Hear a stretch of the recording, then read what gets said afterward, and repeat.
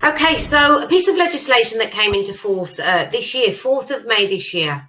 Let me talk to you a little bit first, my apologies, about the legislation before I talk to you about the case. So let me just go back to this slide. So breathing space is a piece of legislation within the debt, in the insolvency practice, okay? So the government have created this to help people in debt.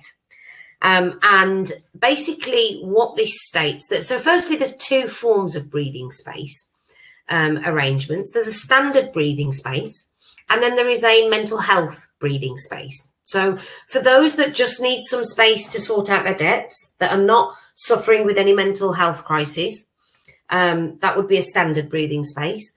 But for those that need help with their debts and some breathing space, but are also suffering a mental health crisis. So if we talk about the standard one first, the standard one means that they go into an arrangement for a period of 60 days.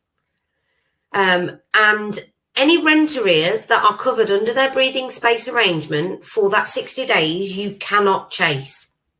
You cannot chase them for rent arrears. You cannot call them about those rent arrears. You cannot serve notice on them about those rent arrears. You literally cannot do anything in relation to those rent arrears that are protected under the breathing space for the duration of the breathing space arrangement, which is 60 days for a standard. If you have two tenants in the property and they are joint and severally liable, so Mr. and Mrs. rent together, Mr. goes into a breathing space arrangement, Mrs. doesn't, you still cannot chase Mrs. for the rent because Mr.'s breathing space protects the other several and liable tenant. So what it means is you cannot chase them for rent, you cannot serve notice on them with a Section 8 notice in relation to rent arrears, and you cannot chase them for the debt, you cannot charge them any interest.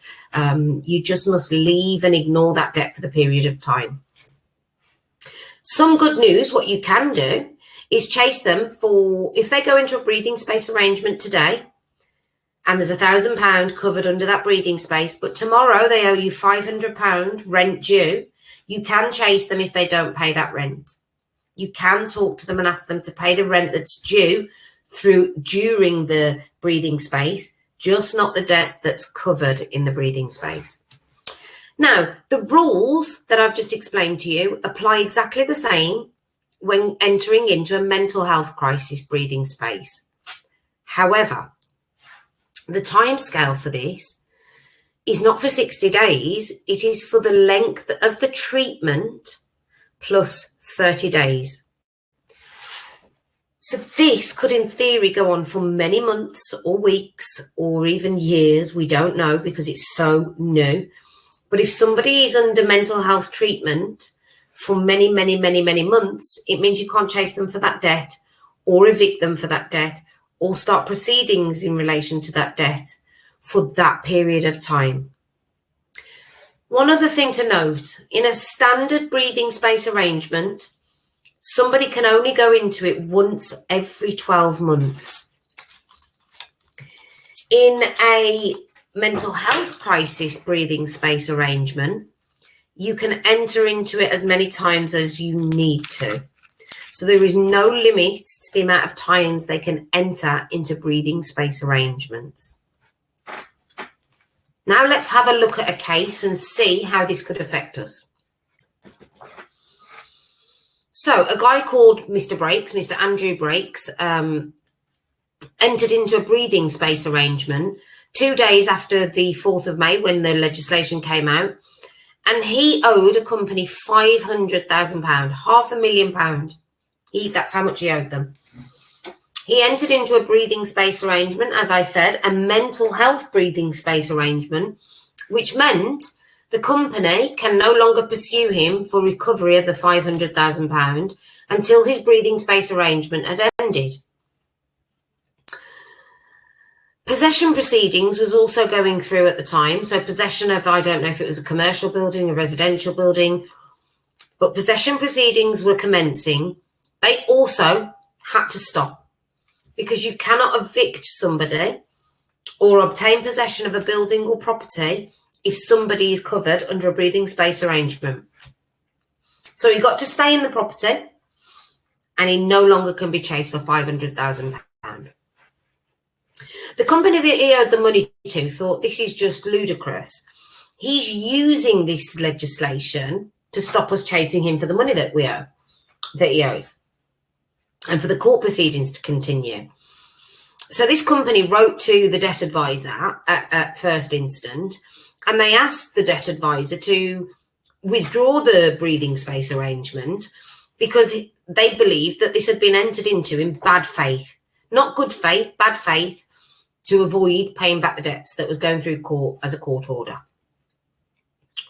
The debt advisor refused to do that. They said no, they stand by the fact that Mr. Breaks is in a mental health crisis and the breathing space will continue. So this company was having none of that, and they made an application to the court. And they made an application to the court to ask the court to revoke the breathing space and allow them to continue with their proceedings. Now, the High Court were not keen to set a precedent because it was the first case in the courts, and it had been entered into so soon after it came in, and the court case happened so soon after the legislation. They were keen not to set precedent. They did, however, make some notes, and firstly, they didn't withdraw the breathing space. The moratorium continued, and the company couldn't chase them. But what they did say was both parties could have done more with their application before rushing it through court. So what they're saying is the claimant should have got more evidence before making an application to court that the breathing space arrangement had been done in bad faith. They had no evidence. They just said that it was. Criticism was also given from the court to the mental health professionals report, because within the mental health professionals report, to be signed off for a breathing space arrangement, the report needs to be there to show that they are under mental health treatment. There was no details of what the treatment was, how long it would last, what the likelihood is of them completing this. There was none of that information, so it was just indefinitely. What Mr. Breaks also tried to do was, because he was in a mental health crisis, he wanted to add new debts. So reoccurring debts, he wanted to add those into the breathing space arrangement, which was absolutely bad faith, because what he wanted to do was come out of the breathing space arrangement and go back into it so he could keep accumulating debts. Thankfully, they said, no, this cannot be the case. You're either in the breathing space arrangement for a set period of time, or you're not. And the question was all around bad faith. So why am I telling you about this as landlord? Well, if you have a tenant that notifies you or your letting agent that they are in a breathing space arrangement, and the notification has to come from the insolvency service, not the tenant himself, it will be a formal notification from the insolvency service. You need to be very careful as to what you can do. If you look at a Section 8 notice, it will refer to breathing space on there, because you cannot take action against the tenant if they are within a breathing space arrangement. You cannot chase tenants for the rent arrears during that period of time. And there's other things that you must ensure that you are sticking to. Hopefully, none of you guys at the moment, as landlords, if you have, please share, have had a tenant that's come forward and put themselves into a breathing space arrangement. But we have experienced it. So it is happening. So very important for you to note.